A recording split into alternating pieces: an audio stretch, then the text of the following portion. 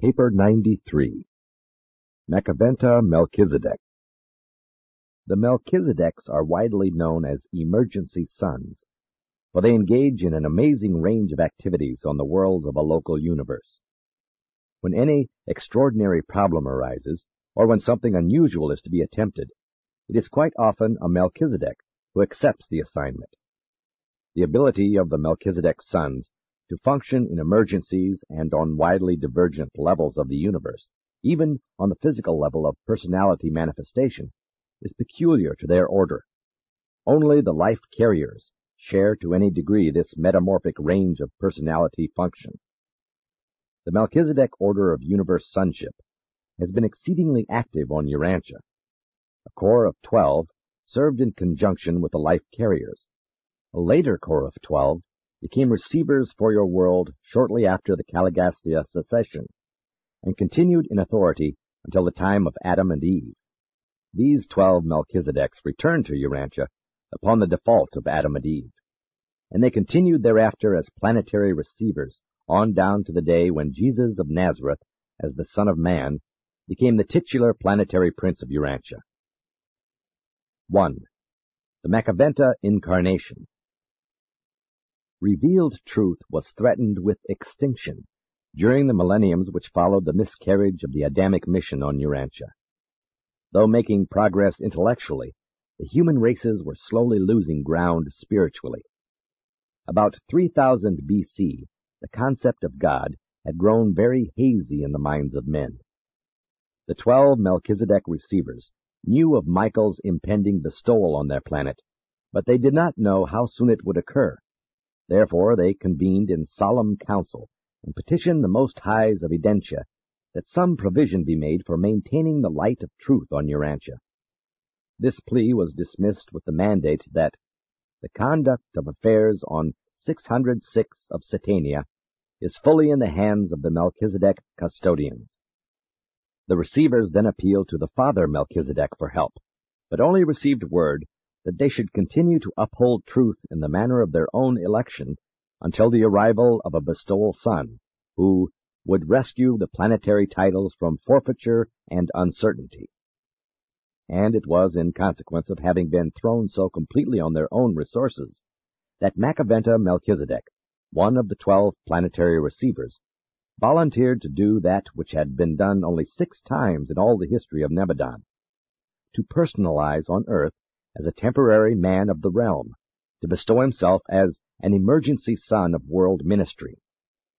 Permission was granted for this adventure by the Salvington authorities, and the actual incarnation of Machiventa Melchizedek was consummated near what was to become the city of Salem in Palestine. The entire transaction of the materialization of this Melchizedek son was completed by the planetary receivers with the cooperation of the life carriers, certain of the master physical controllers, and other celestial personalities resident on Urantia. 2. The Sage of Salem. It was 1973 years before the birth of Jesus that Machiventa was bestowed upon the human races of Urantia. His coming was unspectacular. His materialization was not witnessed by human eyes.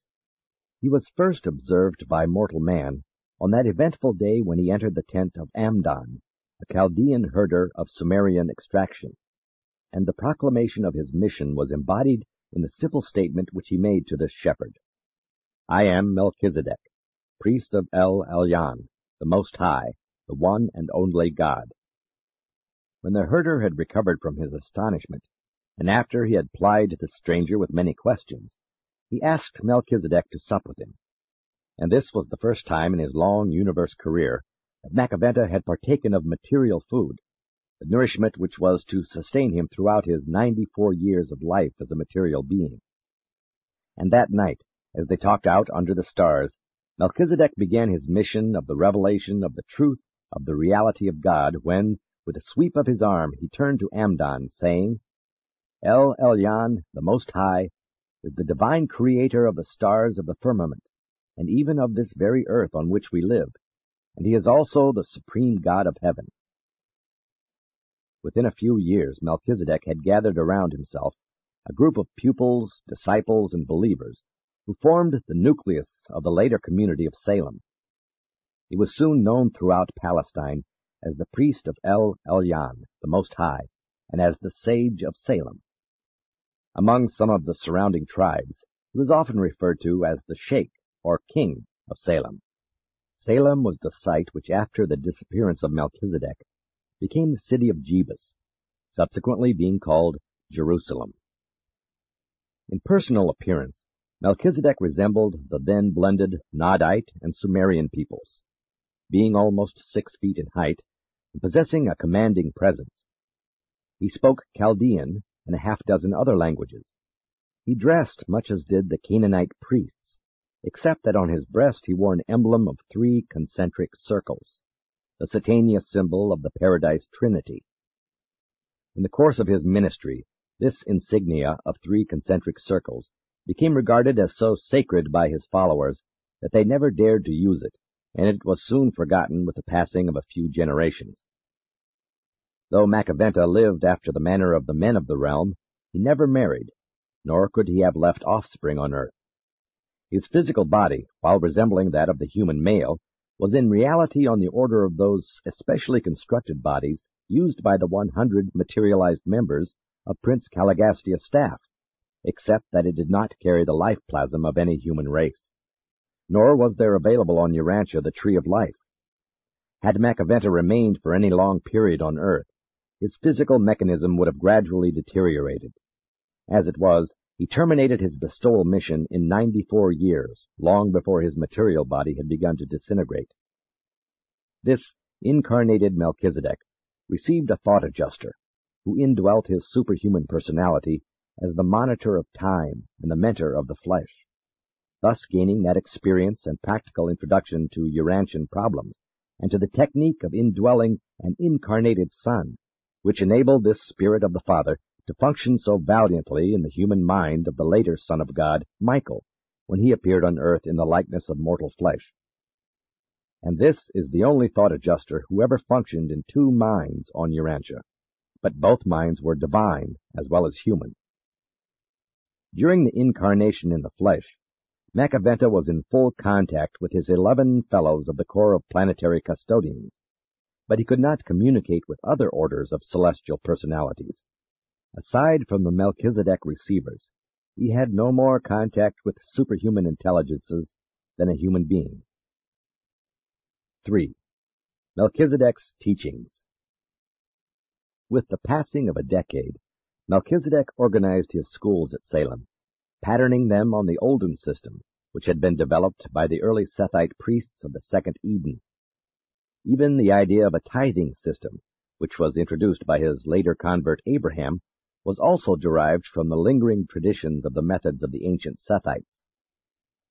Melchizedek taught the concept of one God, a universal deity, but he allowed the people to associate this teaching with the constellation father of Melchizedek, whom he termed El Elyon, the Most High.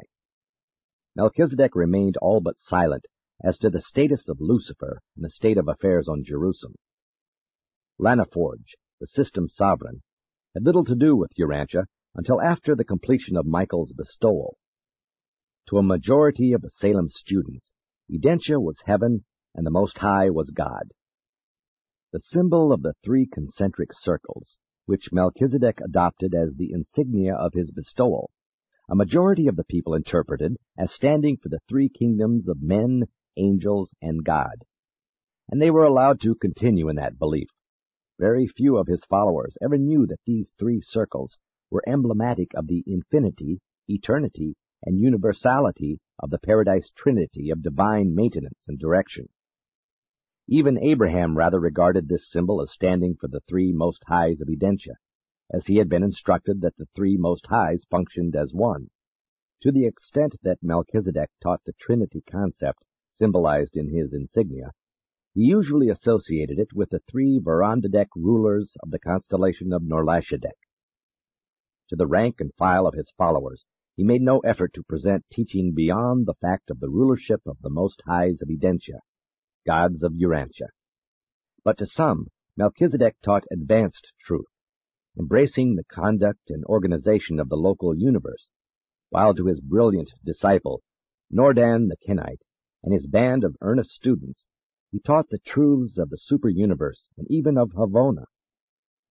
The members of the family of Catro, with whom Melchizedek lived for more than 30 years, knew many of these higher truths, and long perpetuated them in their family, even to the days of their illustrious descendant Moses, who thus had a compelling tradition of the days of Melchizedek handed down to him on this his father's side, as well as through other sources on his mother's side. Melchizedek taught his followers all they had capacity to receive and assimilate.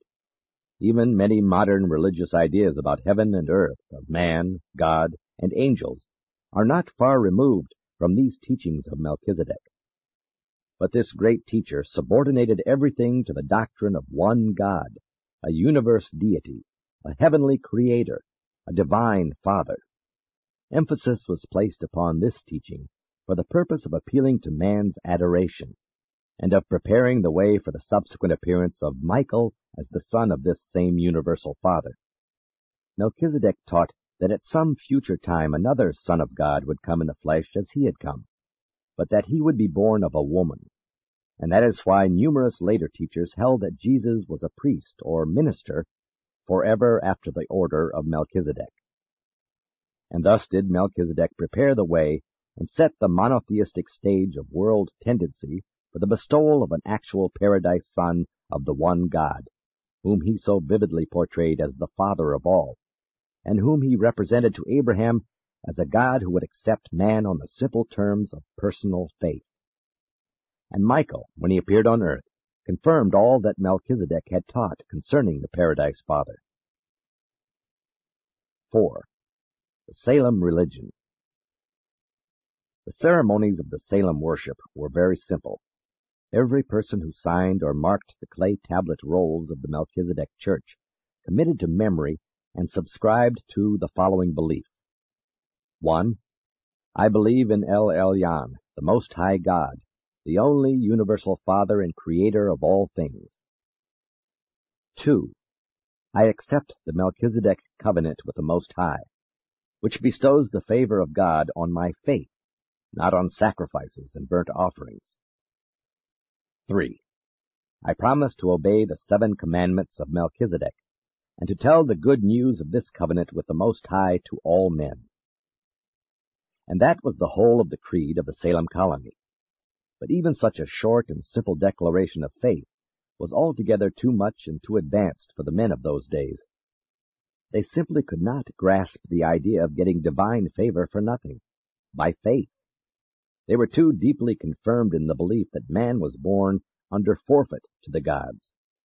Too long and too earnestly had they sacrificed and made gifts to the priests to be able to comprehend the good news that salvation, divine favor, was a free gift to all who would believe in the Melchizedek covenant. But Abraham did believe half-heartedly, and even that was counted for righteousness. The 7 commandments promulgated by Melchizedek were patterned along the lines of the ancient Dalmatian supreme law, and very much resembled the 7 commands taught in the first and second Edens. These commands of the Salem religion were: 1. You shall not serve any god but the Most High Creator of heaven and earth. 2. You shall not doubt that faith is the only requirement for eternal salvation. 3. You shall not bear false witness. 4. You shall not kill. 5. You shall not steal. 6. You shall not commit adultery. 7. You shall not show disrespect for your parents and elders. While no sacrifices were permitted within the colony, Melchizedek well knew how difficult it is to suddenly uproot long-established customs, and accordingly had wisely offered these people the substitute of a sacrament of bread and wine for the older sacrifice of flesh and blood. It is of record, Melchizedek, king of Salem, brought forth bread and wine. But even this cautious innovation was not altogether successful. The various tribes all maintained auxiliary centers on the outskirts of Salem, where they offered sacrifices and burnt offerings. Even Abraham resorted to this barbarous practice after his victory over Chedorlaomer. He simply did not feel quite at ease until he had offered a conventional sacrifice, and Melchizedek never did succeed in fully eradicating this proclivity to sacrifice from the religious practices of his followers, even of Abraham. Like Jesus, Melchizedek attended strictly to the fulfillment of the mission of his bestowal. He did not attempt to reform the mores, to change the habits of the world, nor to promulgate even advanced sanitary practices or scientific truths. He came to achieve two tasks: to keep alive on earth the truth of the one God, and to prepare the way for the subsequent mortal bestowal of a paradise son of that universal Father. Melchizedek taught elementary revealed truth at Salem for 94 years, and during this time Abraham attended the Salem school 3 different times. He finally became a convert to the Salem teachings, becoming one of Melchizedek's most brilliant pupils and chief supporters. 5. The selection of Abraham. Although it may be an error to speak of chosen people, it is not a mistake to refer to Abraham as a chosen individual. Melchizedek did lay upon Abraham the responsibility of keeping alive the truth of one God, as distinguished from the prevailing belief in plural deities. The choice of Palestine as the site for Machiventa's activities was in part predicated upon the desire to establish contact with some human family embodying the potentials of leadership. At the time of the incarnation of Melchizedek, there were many families on earth just as well prepared to receive the doctrine of Salem as was that of Abraham. There were equally endowed families among the red men, the yellow men, and the descendants of the Andites to the west and north. But again, none of these localities were so favorably situated for Michael's subsequent appearance on earth as was the eastern shore of the Mediterranean Sea. The Melchizedek mission in Palestine, and the subsequent appearance of Michael among the Hebrew people, were in no small measure determined by geography, by the fact that Palestine was centrally located with reference to the then existent trade, travel, and civilization of the world. For some time the Melchizedek receivers had been observing the ancestors of Abraham, and they confidently expected offspring in a certain generation who would be characterized by intelligence, initiative, sagacity, and sincerity. The children of Terah, the father of Abraham, in every way met these expectations. It was this possibility of contact with these versatile children of Terah that had considerable to do with the appearance of Machiventa at Salem, rather than in Egypt, China, India, or among the northern tribes. Terah and his whole family were half-hearted converts to the Salem religion, which had been preached in Chaldea. They learned of Melchizedek through the preaching of Obed, a Phoenician teacher who proclaimed the Salem doctrines in Ur. They left Ur, intending to go directly through to Salem, but Nahor, Abraham's brother, not having seen Melchizedek, was lukewarm and persuaded them to tarry at Haran. And it was a long time after they arrived in Palestine before they were willing to destroy all of the household gods they had brought with them. They were slow to give up the many gods of Mesopotamia for the one God of Salem. A few weeks after the death of Abraham's father Terah, Melchizedek sent one of his students, Jaram the Hittite, to extend this invitation to both Abraham and Nahor. "Come to Salem, where you shall hear our teachings of the truth of the eternal Creator, and in the enlightened offspring of you 2 brothers shall all the world be blessed." Now Nahor had not wholly accepted the Melchizedek gospel. He remained behind, and built up a strong city-state which bore his name. But Lot, Abraham's nephew, decided to go with his uncle to Salem. Upon arriving at Salem, Abraham and Lot chose a hilly fastness near the city, where they could defend themselves against the many surprise attacks of northern raiders. At this time the Hittites, Assyrians, Philistines, and other groups were constantly raiding the tribes of central and southern Palestine. From their stronghold in the hills, Abraham and Lot made frequent pilgrimages to Salem. Not long after they had established themselves near Salem, Abraham and Lot journeyed to the valley of the Nile to obtain food supplies, as there was then a drought in Palestine. During his brief sojourn in Egypt, Abraham found a distant relative on the Egyptian throne, and he served as the commander of two very successful military expeditions for this king. During the latter part of his sojourn on the Nile, he and his wife Sarah lived at court, and when leaving Egypt he was given a share of the spoils of his military campaigns. It required great determination for Abraham to forego the honors of the Egyptian court and return to the more spiritual work sponsored by Machiventa. But Melchizedek was revered even in Egypt, and when the full story was laid before Pharaoh, he strongly urged Abraham to return to the execution of his vows to the cause of Salem. Abraham had kingly ambitions, and on the way back from Egypt, he laid before Lot his plan to subdue all Canaan and bring its people under the rule of Salem. Lot was more bent on business, so after a later disagreement, he went to Sodom to engage in trade and animal husbandry. Lot liked neither a military nor a herder's life. Upon returning with his family to Salem, Abraham began to mature his military projects. He was soon recognized as the civil ruler of the Salem territory, and had confederated under his leadership 7 nearby tribes. Indeed, it was with great difficulty that Melchizedek restrained Abraham, who was fired with a zeal to go forth and round up the neighboring tribes with the sword, that they might thus more quickly be brought to a knowledge of the Salem truths. Melchizedek maintained peaceful relations with all the surrounding tribes.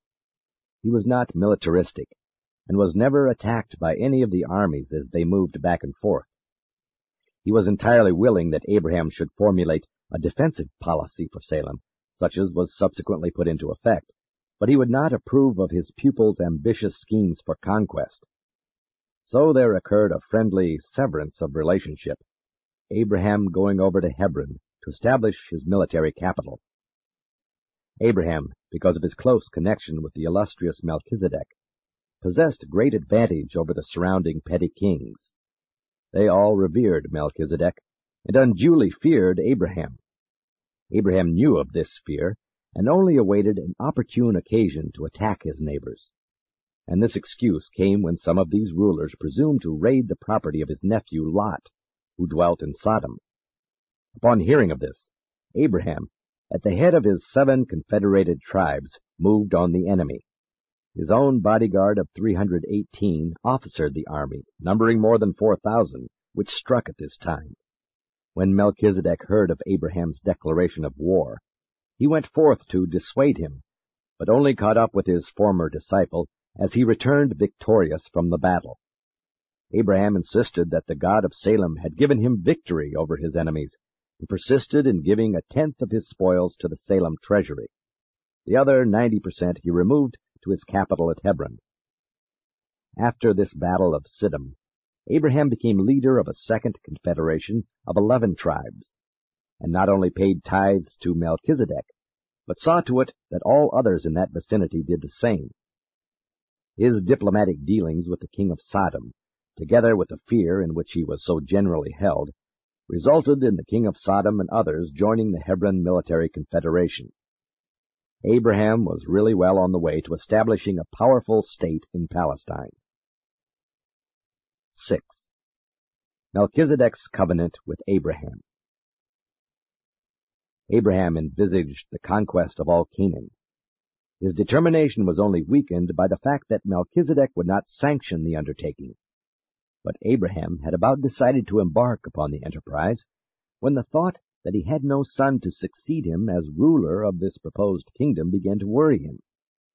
He arranged another conference with Melchizedek, and it was in the course of this interview that the priest of Salem, the visible Son of God, persuaded Abraham to abandon his scheme of material conquest and temporal rule in favor of the spiritual concept of the kingdom of heaven.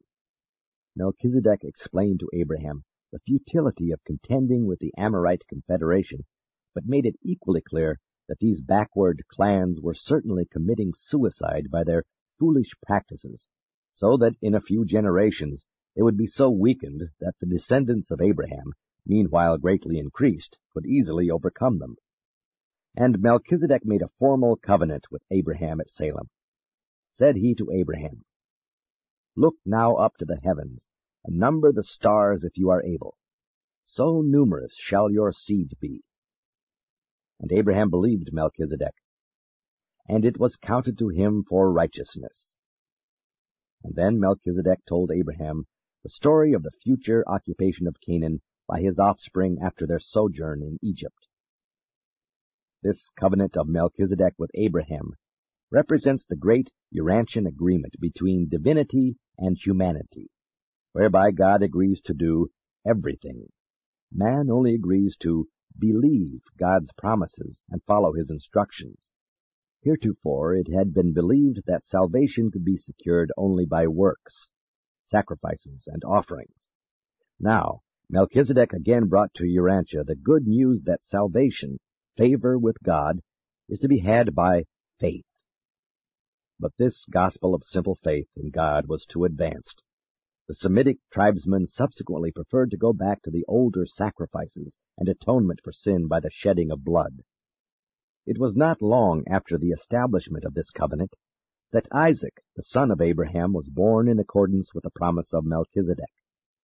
After the birth of Isaac, Abraham took a very solemn attitude toward his covenant with Melchizedek, going over to Salem to have it stated in writing. It was at this public and formal acceptance of the covenant that he changed his name from Abram to Abraham. Most of the Salem believers had practiced circumcision, though it had never been made obligatory by Melchizedek. Now Abraham had always so opposed circumcision that on this occasion he decided to solemnize the event by formally accepting this rite in token of the ratification of the Salem covenant. It was following this real and public surrender of his personal ambitions in behalf of the larger plans of Melchizedek that the three celestial beings appeared to him on the plains of Mamre. This was an appearance of fact, notwithstanding its association with the subsequently fabricated narratives relating to the natural destruction of Sodom and Gomorrah. And these legends of the happenings of those days indicate how retarded were the morals and ethics of even so recent a time. Upon the consummation of the solemn covenant, the reconciliation between Abraham and Melchizedek was complete. Abraham again assumed the civil and military leadership of the Salem colony, which at its height carried over 100,000 regular tithe-payers on the rolls of the Melchizedek Brotherhood. Abraham greatly improved the Salem temple and provided new tents for the entire school. He not only extended the tithing system, but also instituted many improved methods of conducting the business of the school, besides contributing greatly to the better handling of the Department of Missionary Propaganda. He also did much to effect improvement of the herds and the reorganization of the Salem dairying projects. Abraham was a shrewd and efficient businessman, a wealthy man for his day. He was not overly pious, but he was thoroughly sincere, and he did believe in Machiventa Melchizedek. 7. The Melchizedek Missionaries. Melchizedek continued for some years to instruct his students and to train the Salem missionaries, who penetrated to all the surrounding tribes, especially to Egypt, Mesopotamia, and Asia Minor. And as the decades passed, these teachers journeyed farther and farther from Salem, carrying with them Machiventa's gospel of belief and faith in God. The descendants of Adamson, clustered about the shores of the Lake of Van, were willing listeners to the Hittite teachers of the Salem cult. From this one-time Andite center, teachers were dispatched to the remote regions of both Europe and Asia. Salem missionaries penetrated all Europe, even to the British Isles. One group went by way of the Faroes to the Andinites of Iceland, while another traversed China and reached the Japanese of the Eastern Islands. The lives and experiences of the men and women who ventured forth from Salem, Mesopotamia, and Lake Van to enlighten the tribes of the Eastern Hemisphere present a heroic chapter in the annals of the human race. But the task was so great, and the tribes were so backward, that the results were vague and indefinite. From one generation to another, the Salem gospel found lodgment here and there, but except in Palestine, Never was the idea of one God able to claim the continued allegiance of a whole tribe or race. Long before the coming of Jesus, the teachings of the early Salem missionaries had become generally submerged in the older and more universal superstitions and beliefs. The original Melchizedek gospel had been almost wholly absorbed in the beliefs in the Great Mother, the Sun, and other ancient cults. You who today enjoy the advantages of the art of printing little understand how difficult it was to perpetuate truth during these earlier times. How easy it was to lose sight of a new doctrine from one generation to another. There was always a tendency for the new doctrine to become absorbed into the older body of religious teaching and magical practice. A new revelation is always contaminated by the older evolutionary beliefs. 8. Departure of Melchizedek. It was shortly after the destruction of Sodom and Gomorrah that Machiventa decided to end his emergency bestowal on Urantia. Melchizedek's decision to terminate his sojourn in the flesh was influenced by numerous conditions, chief of which was the growing tendency of the surrounding tribes, and even of his immediate associates, to regard him as a demigod, to look upon him as a supernatural being, which indeed he was, but they were beginning to reverence him unduly and with a highly superstitious fear. In addition to these reasons, Melchizedek wanted to leave the scene of his earthly activities a sufficient length of time before Abraham's death to ensure that the truth of the one and only God would become strongly established in the minds of his followers. Accordingly, Machiventa retired one night to his tent at Salem, having said good night to his human companions, and when they went to call him in the morning, he was not there, for his fellows had taken him. 9. After Melchizedek's departure. It was a great trial for Abraham when Melchizedek so suddenly disappeared. Although he had fully warned his followers that he must sometime go as he had come, they were not reconciled to the loss of their wonderful leader. The great organization built up at Salem nearly disappeared, though the traditions of these days were what Moses built upon when he led the Hebrew slaves out of Egypt. The loss of Melchizedek produced a sadness in the heart of Abraham that he never fully overcame. Hebron he had abandoned when he gave up the ambition of building a material kingdom, and now, upon the loss of his associate in the building of the spiritual kingdom, he departed from Salem, going south to live near his interests at Gerar. Abraham became fearful and timid immediately after the disappearance of Melchizedek. He withheld his identity upon arrival at Gerar, so that Abimelech appropriated his wife. Shortly after his marriage to Sarah, Abraham one night had overheard a plot to murder him in order to get his brilliant wife. This dread became a terror to the otherwise brave and daring leader. All his life he feared that someone would kill him secretly in order to get Sarah, and this explains why, on 3 separate occasions, this brave man exhibited real cowardice. But Abraham was not long to be deterred in his mission as the successor of Melchizedek. Soon he made converts among the Philistines and of Abimelech's people, made a treaty with them, and in turn became contaminated with many of their superstitions, particularly with their practice of sacrificing firstborn sons. Thus did Abraham again become a great leader in Palestine. He was held in reverence by all groups and honored by all kings.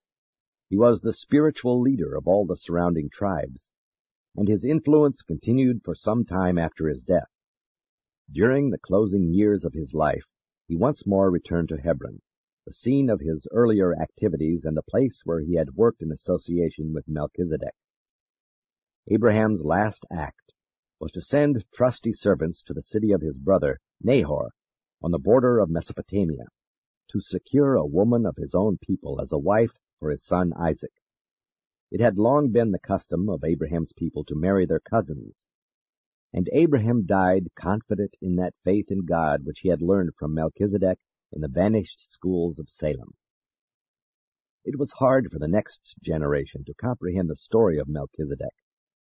Within 500 years, many regarded the whole narrative as a myth. Isaac held fairly well to the teachings of his father and nourished the gospel of the Salem colony. But it was harder for Jacob to grasp the significance of these traditions. Joseph was a firm believer in Melchizedek, and was, largely because of this, regarded by his brothers as a dreamer. Joseph's honor in Egypt was chiefly due to the memory of his great-grandfather Abraham. Joseph was offered military command of the Egyptian armies, but being such a firm believer in the traditions of Melchizedek and the later teachings of Abraham and Isaac, he elected to serve as a civil administrator, believing that he could thus better labor for the advancement of the kingdom of heaven. The teaching of Melchizedek was full and replete, but the records of these days seemed impossible and fantastic to the later Hebrew priests. Although many had some understanding of these transactions, at least up to the times of the en masse editing of the Old Testament records in Babylon. What the Old Testament records describe as conversations between Abraham and God were in reality conferences between Abraham and Melchizedek. Later scribes regarded the term Melchizedek as synonymous with God. The record of so many contacts of Abraham and Sarah with the angel of the Lord refers to their numerous visits with Melchizedek. The Hebrew narratives of Isaac, Jacob, and Joseph are far more reliable than those about Abraham, although they also contain many diversions from the facts, alterations made intentionally and unintentionally at the time of the compilation of these records by the Hebrew priests during the Babylonian captivity. Keturah was not a wife of Abraham. Like Hagar, she was merely a concubine. All of Abraham's property went to Isaac, the son of Sarah, the status wife. Abraham was not so old as the records indicate, and his wife was much younger. These ages were deliberately altered in order to provide for the subsequent alleged miraculous birth of Isaac. The national ego of the Jews was tremendously depressed by the Babylonian captivity. In their reaction against national inferiority, they swung to the other extreme of national and racial egotism, in which they distorted and perverted their traditions with the view of exalting themselves above all races as the chosen people of God, and hence they carefully edited all their records for the purpose of raising Abraham and their other national leaders high up above all other persons, not excepting Melchizedek himself. The Hebrew scribes therefore destroyed every record of these momentous times which they could find, preserving only the narrative of the meeting of Abraham and Melchizedek after the battle of Siddim, which they deemed reflected great honor upon Abraham. And thus, in losing sight of Melchizedek, they also lost sight of the teaching of this emergency son regarding the spiritual mission of the promised bestowal son, lost sight of the nature of this mission so fully and completely that very few of their progeny were able or willing to recognize and receive Michael when he appeared on earth and in the flesh, as Machiventa had foretold.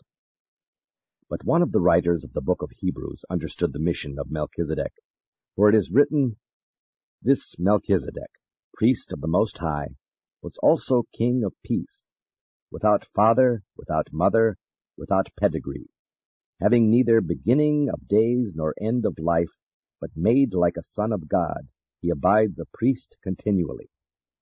This writer designated Melchizedek as a type of the later bestowal of Michael, affirming that Jesus was a minister forever on the order of Melchizedek. While this comparison was not altogether fortunate, it was literally true that Christ did receive provisional title to Urantia upon the orders of the 12 Melchizedek receivers on duty at the time of his world bestowal. 10. Present status of Machiventa Melchizedek. During the years of Machiventa's incarnation, the Urantia Melchizedek receivers functioned as 11. When Machiventa considered that his mission as an emergency son was finished, he signalized this fact to his 11 associates, and they immediately made ready the technique whereby he was to be released from the flesh and safely restored to his original Melchizedek status. And on the 3rd day after his disappearance from Salem, he appeared among his 11 fellows of the Urantia assignment and resumed his uninterrupted career as one of the planetary receivers of 606 of Satania.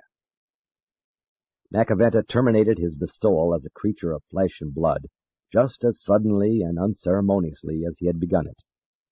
Neither his appearance nor departure were accompanied by any unusual announcement or demonstration. Neither resurrection roll call nor ending of planetary dispensation marked his appearance on Urantia. His was an emergency bestowal. But Machiventa did not end his sojourn in the flesh of human beings until he had been duly released by the father Melchizedek, and had been informed that his emergency bestowal had received the approval of the chief executive of Nebadon, Gabriel of Salvington. Machiventa Melchizedek continued to take a great interest in the affairs of the descendants of those men who had believed in his teachings when he was in the flesh. But the progeny of Abraham through Isaac, as intermarried with the Kenites, were the only line which long continued to nourish any clear concept of the Salem teachings. This same Melchizedek continued to collaborate throughout the 19 succeeding centuries with the many prophets and seers, thus endeavoring to keep alive the truths of Salem until the fullness of the time for Michael's appearance on earth. Machiventa continued as a planetary receiver up to the times of the triumph of Michael on Urantia. Subsequently, he was attached to the Urantia service on Jerusalem as one of the 24 directors, only just recently having been elevated to the position of personal ambassador on Jerusalem of the Creator's Son, bearing the title Vicegerent Planetary Prince of Urantia. It is our belief that, as long as Urantia remains an inhabited planet, Machiventa Melchizedek will not be fully returned to the duties of his order of sonship, but will remain, speaking in the terms of time, forever a planetary minister representing Christ Michael. As his was an emergency bestowal on Urantia, it does not appear from the records what Machiventa's future may be. It may develop that the Melchizedek corps of Nebadon have sustained the permanent loss of one of their number. Recent rulings handed down from the Most Highs of Edentia, and later confirmed by the ancients of days of Uversa, strongly suggest that this bestowal Melchizedek is destined to take the place of the fallen planetary prince Caligastia. If our conjectures in this respect are correct, it is altogether possible that Machiventa Melchizedek may again appear in person on Urantia, and in some modified manner resume the role of the dethroned planetary prince, or else appear on earth to function as vicegerent planetary prince, representing Christ Michael, who now actually holds the title of planetary prince of Urantia. While it is far from clear to us as to what Machiventa's destiny may be, nevertheless, events which have so recently taken place strongly suggest that the foregoing conjectures are probably not far from the truth. We well understand how, by his triumph on Urantia, Michael became the successor of both Caligastia and Adam, how he became the planetary prince of peace and the second Adam. And now we behold the conferring upon this Melchizedek of the title Vicegerent Planetary Prince of Urantia. Will he also be constituted Vicegerent Material Son of Urantia? Or is there a possibility that an unexpected and unprecedented event is to take place, the sometime return to the planet of Adam and Eve, or certain of their progeny, as representatives of Michael with the titles Vicegerents of the second Adam of Urantia? And all these speculations, associated with the certainty of future appearances of both magisterial and Trinity teacher sons, in conjunction with the explicit promise of the Creator Son to return sometime, make Urantia a planet of future uncertainty, and render it one of the most interesting and intriguing spheres in all the universe of Nebadon. It is altogether possible that in some future age, when Urantia is approaching the era of light and life, after the affairs of the Lucifer rebellion and the Caligastia secession have been finally adjudicated, we may witness the presence on Urantia simultaneously of Machiventa, Adam, Eve, and Christ Michael, as well as either a magisterial son or even Trinity teacher sons. It has long been the opinion of our order that Machiventa's presence on the Jerusalem corps of Urantia directors, the 24 counselors, is sufficient evidence to warrant the belief that he is destined to follow the mortals of Urantia on through the universe scheme of progression and ascension, even to the paradise core of the finality.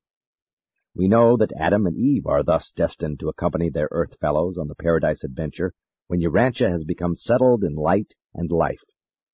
Less than 1,000 years ago, this same Machiventa Melchizedek, the one-time sage of Salem, was invisibly present on Urantia for a period of 100 years, acting as resident governor-general of the planet.